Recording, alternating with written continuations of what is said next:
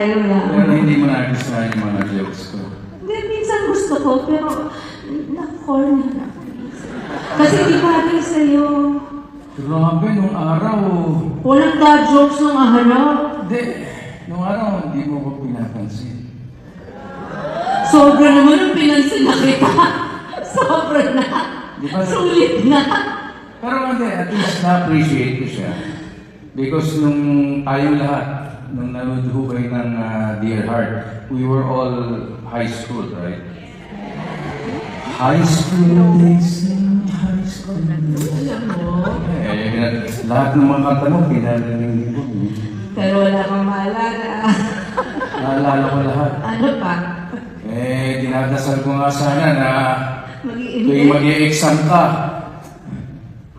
ako sana yung exam paper. Bakit? Para ako na lang ang sinasagot mo. Diba? Hindi, talaga. Gusto na. Alam niyo, mahirap talaga ang nasa harap ng crowd. Dahil hindi ko magawa yung gusto mong gawin. Yung kantahan siya ng kantahan. Lahat po ng ginagawa namin ngayon, gusto namin sana ipakita sa inyo sa pamamagitan ng pag-awit. Okay ba yan?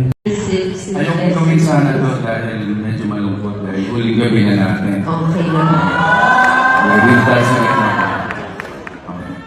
Okay. Okay. Sige na, friend. Ay, kung saan na wala? Hindi kita natanong. Kung saan na? Sabik na sabik na.